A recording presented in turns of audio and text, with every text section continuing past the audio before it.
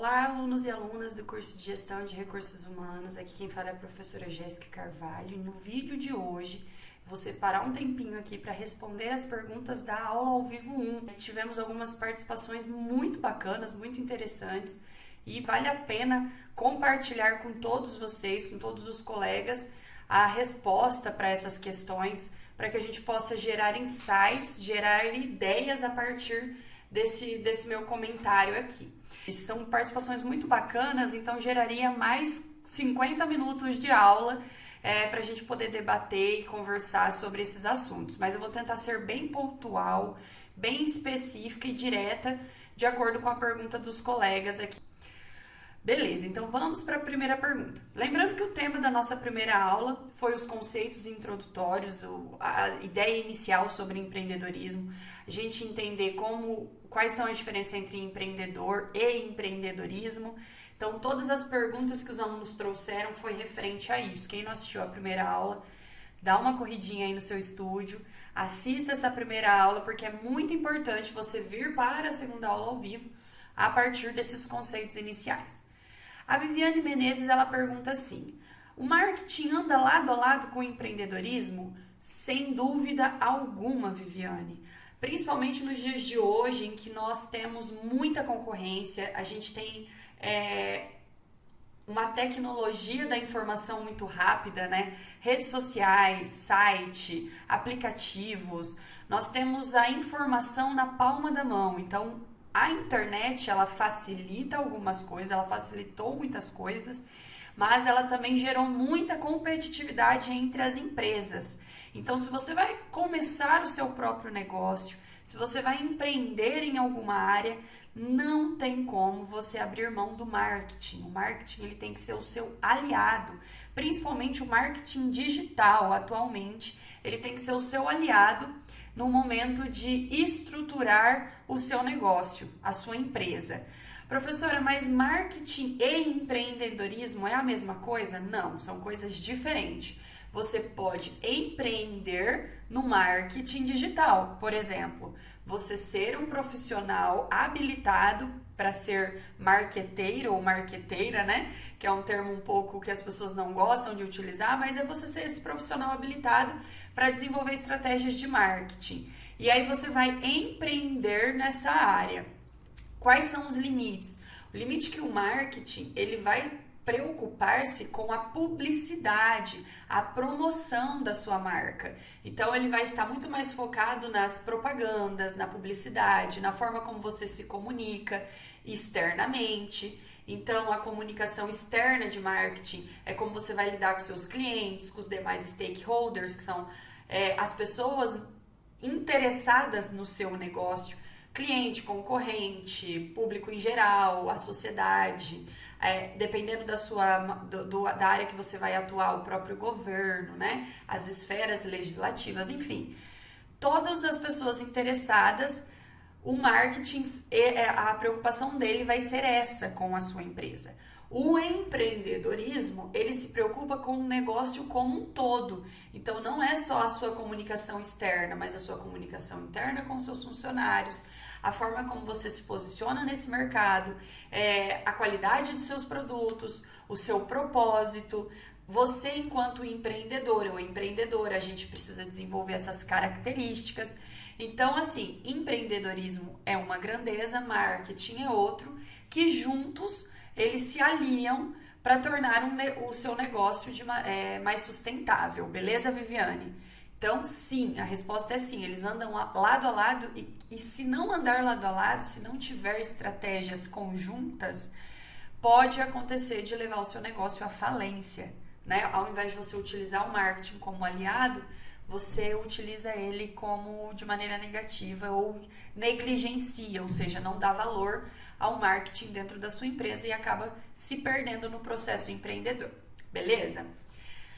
Keliane Falcão, ela pergunta assim: eu já fui revendedora de cosméticos em revistas, isso pode ser considerado como empreendedorismo? Isso é considerado empreendedorismo, Keliane. Se aproprie do termo, você é uma empreendedora ou você já foi uma empreendedora. O que não é empreendedorismo, gente?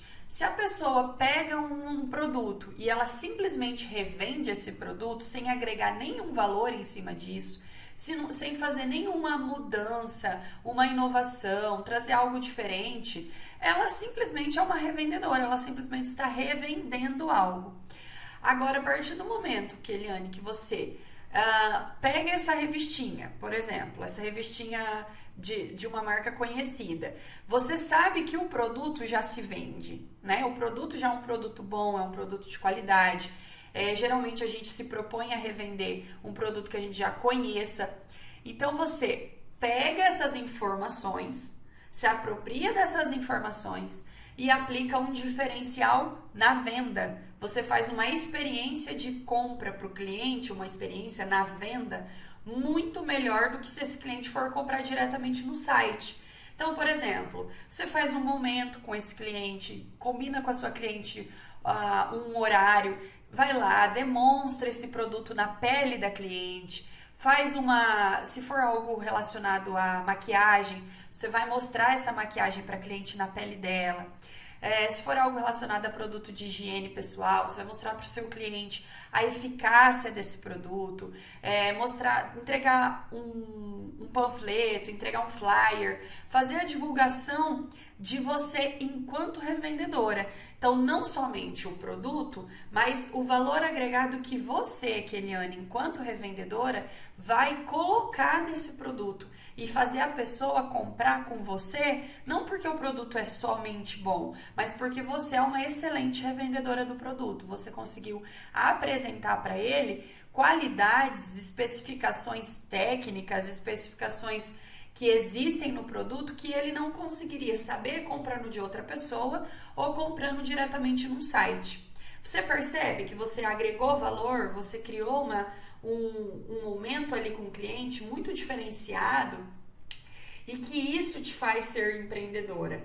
Você cria uma inovação, você traz uma mudança no processo a partir de um produto já estabelecido. Então, por isso que empreender em franquias, empreender com produtos que já são conhecidos também é possível, porque você pode trazer inovações, formas de trabalhar, formas de apresentar esse produto de maneira diferente do que já está posto no mercado. Se você está trazendo uma maneira diferente, você está fazendo uma inovação incremental, que é diferente de uma inovação radical, que é quando você cria um novo produto, você cria uma nova forma de oferecer aquele produto. Então, olha só, isso é muito importante. Às vezes a gente acha que empreendedorismo ou empreendedor, empreendedora é somente aquela pessoa que criou um próprio produto, que trouxe uma inovação extremamente disruptiva para o mercado.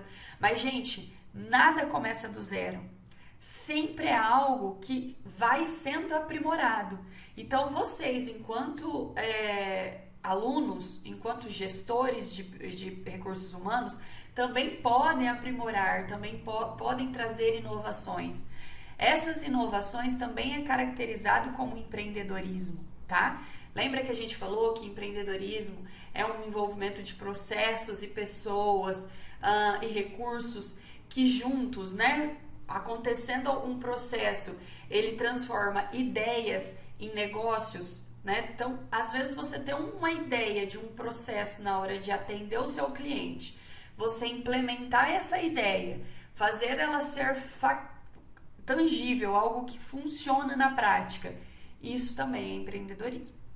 A Ana Paula o sobrenome um pouquinho difícil de pronunciar, Ana Paula, me perdoe, não vou conseguir, mas ela pergunta assim: gerente de loja, de alguma forma, é um empreendedor? Bom, Ana Paula, acho que a resposta que a gente conversou ali sobre a Keliane traz para você também algum insight de pensar que sim, gerente de loja também pode ser empreendedor. Mas, professora, lá no livro tem um termo gestor, empreendedor e empresário que são diferentes. São diferentes os comportamentos. Se o gerente de loja não aplica nenhuma inovação em processo, se ele não tem características empreendedoras com a sua equipe, se ele não analisa que a forma como ele está atuando pode ser aprimorada, ele não vai ser um empreendedor. Ele vai ser um gerente, simplesmente, um gestor. Mas se ele pega essa, por exemplo, ele trabalha dentro de uma empresa que já existe, então essa empresa não é dele, o produto que ele revende não é dele. Então, no caso, ele é um empreendedor corporativo, um intraempreendedor. Ele vai desenvolver características empreendedoras nele e na equipe. Ele vai colocar processos que sejam melhores. Se ele identificar que a equipe de vendas está insatisfeita, não está tão feliz, trabalhando ali de maneira um pouco menos engajada, e esse gerente tem um insight, fala, se eu aplicar esse tipo de processo nas vendas, a partir do conhecimento que ele tem, um conhecimento, aptidão enquanto gerente, ele fala, eu vou aplicar esse processo nas vendas e vou fazer minha equipe ser mais engajada, mais satisfeita com o que eles estão fazendo, e com isso eles vão se automotivar e serem pessoas empreendedoras também. Esse gerente com certeza tem características empreendedoras, então ele é um intraempreendedor, beleza? O Rubens Loz, ele pergunta assim, por que as empresas que estavam bem estabilizadas caíram na pandemia? Falta de planejamento? Rubens, ótima pergunta para gerar vários insights. A gente ficaria aqui horas e horas conversando, eu e você, para a gente tentar chegar a uma conclusão sobre isso. Bom, falta de planejamento é um dos maiores índices pelo falecimento das empresas, ou digamos, para as empresas deixarem de existir. Então, segundo o Sebrae, as pesquisas feitas pelo Sebrae, que é aquele órgão responsável pelo serviço de apoio ao pequenos e microempresários, eles definem que sim, a partir das pesquisas realizadas, a falta de planejamento é um dos maiores motivos das empresas fecharem as portas. Mas isso é em qualquer contexto, beleza, Rubens? Não só na pandemia, isso em qualquer contexto. Por isso que eu bato firme. Se vocês querem serem empreendedores, se vocês querem abrir o próprio negócio, se dediquem de cabeça. Comecem aqui a partir das nossas aulas de empreendedorismo e a partir de agora vocês comecem a rascunhar, a fazer pesquisa de mercado, a fazer pesquisa de público-alvo, a entender o seu produto para poder se posicionar de maneira estratégica com o seu marketing. Então, tudo isso é planejamento. Porém, existe um fator muito sério, que foi a pandemia. Ela foi uma crise sanitária global, né, mundial. Ela não foi só aqui na nossa região ou só aqui no nosso país. Ela foi geral. Essa crise ela era algo que não tinha parâmetros. Os empreendedores, os empresários, não sabiam que isso ia acontecer ou o grau da dificuldade que essa pandemia seria. Então, lembra lá em 2020, nós, enquanto sociedade, estávamos sem saber o que era essa pandemia do Covid-19, a gente ficava ainda sem saber como se organizar, sem saber como... então a gente tem que passar álcool em gel, a gente tem que ficar dentro de casa, a gente tem que usar máscara. Então, nós fomos aprendendo com o tempo. Então, a mesma coisa aconteceu com os empresários, principalmente para aqueles que não tinham uma reserva de emergência, que tiveram que fechar os seus negócios, ficarem simplesmente à mercê de novas leis que vinham. Então, a cada semana era uma lei diferente. Abre negócio, fecha negócio, tal empresa pode funcionar de tal a tal hora, outras empresas não podem funcionar. Então, foi realmente um caos e um ambiente, um contexto muito incerto, de muitas incertezas. Então, assim, empresas estabilizadas, que é isso que você está me perguntando, que são empresas que, segundo o Sebrae, empresas estabilizadas, elas têm mais de 3 anos funcionando, 3 anos e meio. Então, empresas de 3 anos e meio já funcionando são negócios estabelecidos, empreendimentos estabelecidos. Isso é o que forma a taxa de empreendedorismo total de um país, beleza?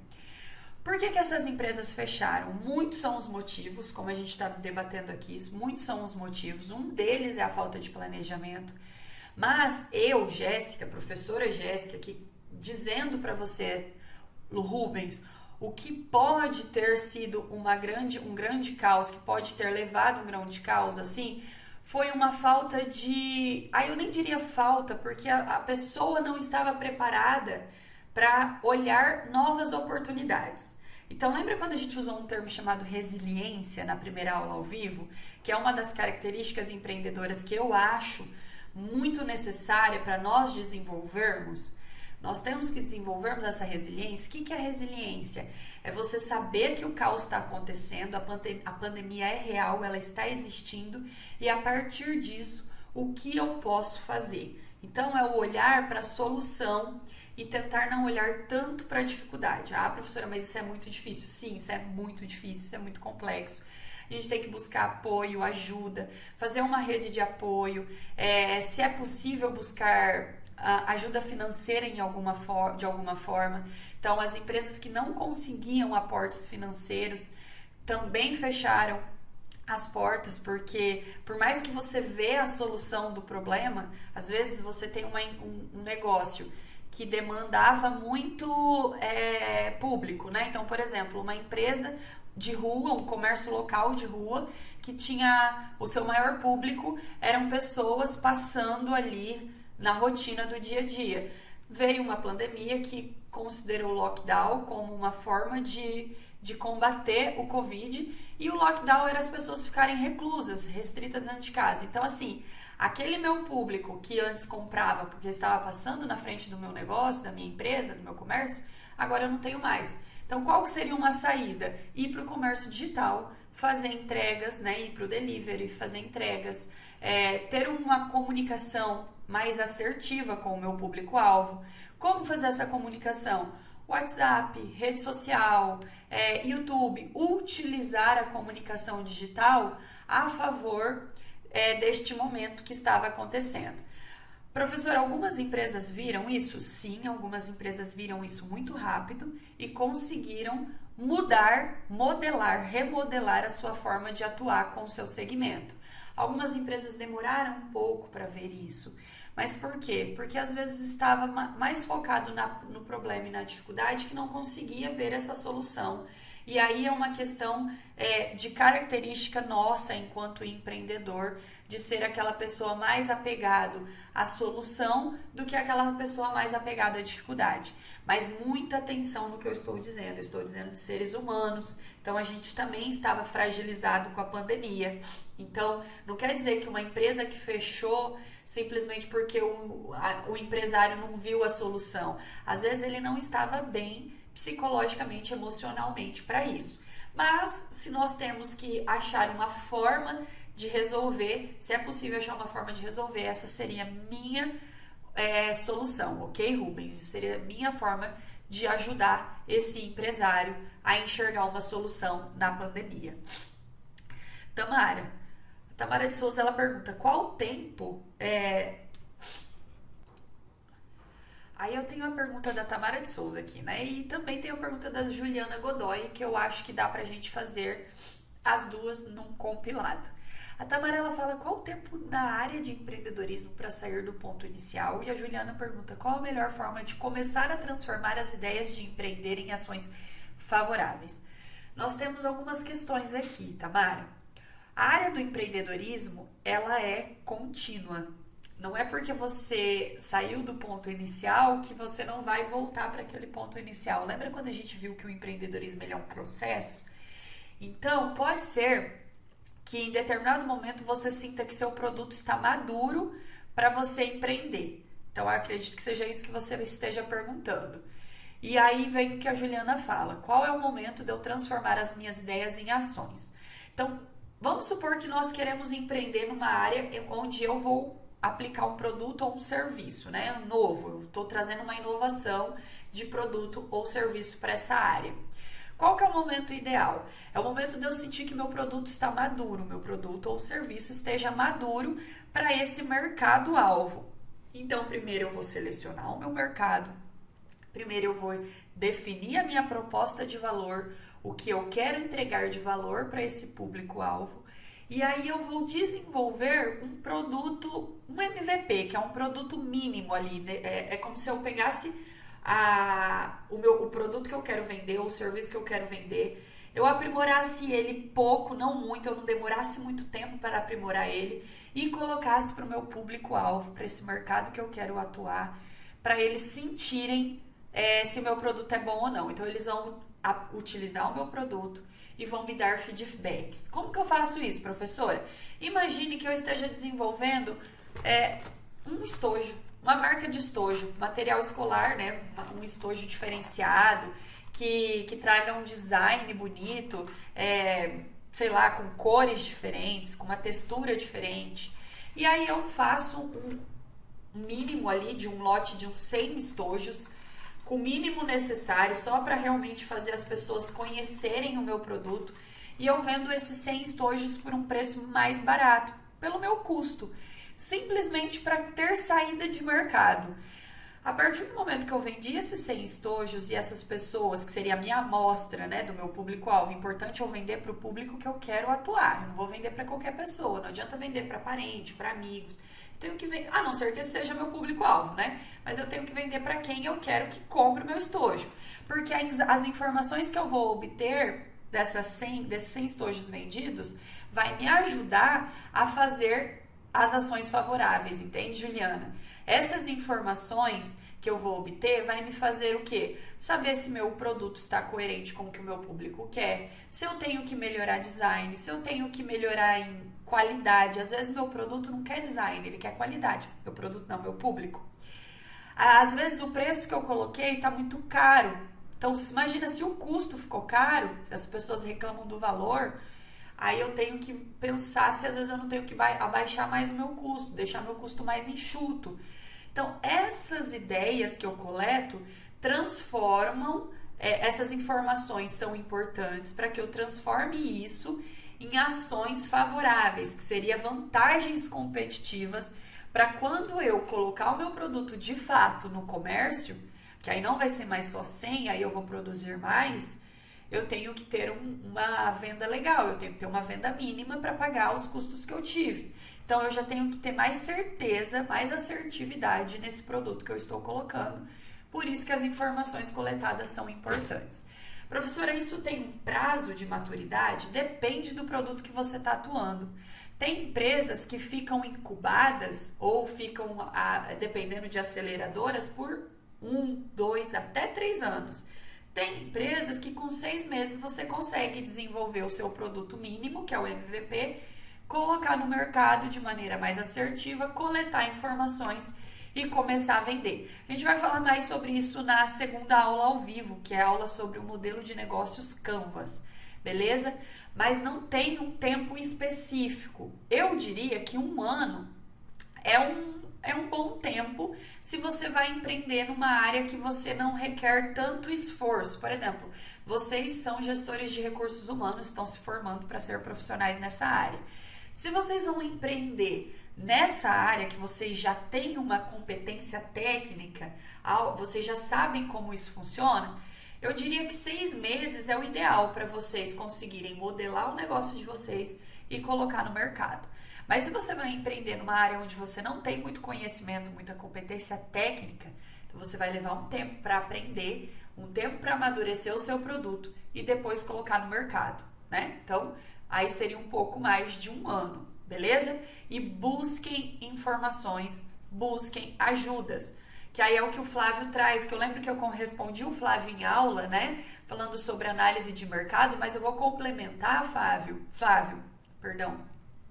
dizendo assim, lembra que eu te falei, além de buscar ajudas em instituições como o Sebrae, Sala do Empreendedor na Prefeitura, geralmente tem cursos muito bons para fomentar o empreendedorismo regional ali da sua cidade. Além de você buscar essa rede de apoio, uma outra forma também é você buscar informações em incubadoras e aceleradoras. A gente vai ver isso mais na 4ª aula ao vivo, que a gente vai falar sobre o ecossistema de inovação. Mas se você quer empreender e quer fazer uma análise de mercado legal, a ideia é buscar informações. Informações você busca a partir não só dessas empresas que eu citei, mas você busca também informações do seu público-alvo. Então, quando você vai fazer análise SWOT que é a análise fofa, que eu vou trazer para vocês um material complementar muito bacana. Nós vamos analisar as forças, fraquezas, oportunidades e ameaças do mercado. É como se fosse uma matriz em que vocês vão elencar cada força, cada fraqueza, cada oportunidade, cada ameaça que esse mercado consumidor te traz. Que mercado é esse? O mercado que você quer revender. Então, é bom nichar? É bom selecionar um mercado exclusivo? Sim, no primeiro momento é bom, porque você consegue entender melhor esse mercado, entender como que seu público age diante do consumo dentro desse mercado, beleza? Bom, gente, para a gente finalizar, que o vídeo já está ficando um pouco longo, mas é bastante pergunta legal. A Simone Gravetti me pergunta assim: professora, decidir sair de uma empresa e for para uma que possibilita desafios diferentes, poderia ser risco calculado? Simone, vamos lá. Vamos primeiro definir o risco calculado, né? Para depois a gente contextualizar nessa sua ideia que ficou bem legal. O risco calculado é você delimitar, definir, escrever tudo o que você pode encontrar de dificuldades, de desafios naquele novo caminho que você pretende seguir. Então imagina que você vai empreender num segmento específico, você vai vender para um público X. Quais são os desafios que eu vou encontrar nesse caminho de empreender? Isso é calcular os riscos que você se antecipa, é uma forma de você se antecipar aos desafios que você vai encontrar.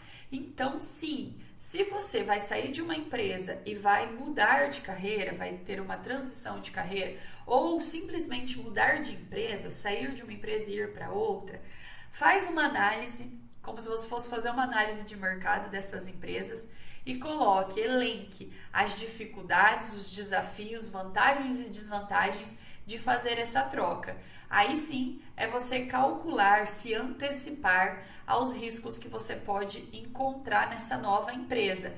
Para você, o que a gente faz isso? É uma forma de você antecipar as frustrações, né? Então, você enquanto empreendedora, né, intraempreendedora, você tem que analisar o que? Essa nova empresa, ela te possibilita oportunidades de crescimento, oportunidades de tomada de decisão, não só às vezes monetário é muito importante, né, o valor, o quanto essa empresa vai te pagar, mas o quanto ela te possibilita crescer nessa empresa, né? Te possibilita, te dá autonomia para tomar suas próprias decisões diante das suas atividades e tarefas, tá? Então, isso é calcular, sim, os seus riscos. A Emily pergunta se gestores são exemplos de intraempreendedorismo. Sim, desde que eles desenvolvam características intraempreendedoras, que foi o que a gente comentou lá na pergunta das colegas. Beleza, Emily? E a Tainá fala qual o maior desafio de empreender.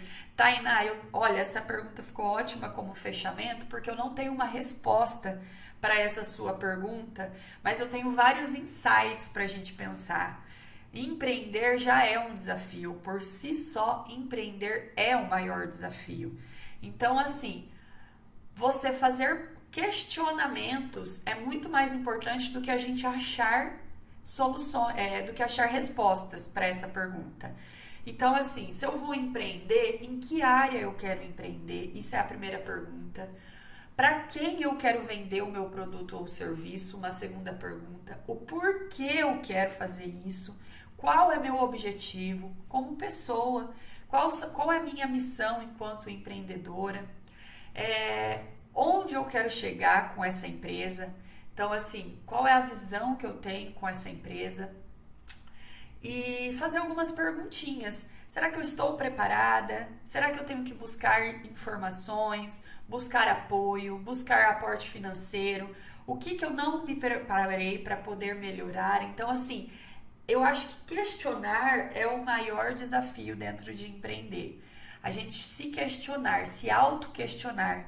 Vai chegar em alguns momentos que você mesma, naquele momento você não vai ter respostas, então você parar, respirar e buscar ajuda, buscar apoio externo a você.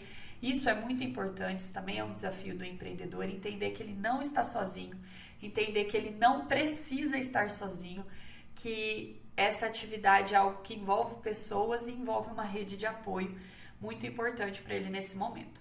Gente, é isso. Um abraço. Eu agradeço pelas perguntas. Que a próxima aula a gente consiga ter esse debate fluido na hora da aula. Senão, a gente deixa mais um videozinho aqui pra vocês. Um beijão. Espero vocês na próxima aula, tá bom?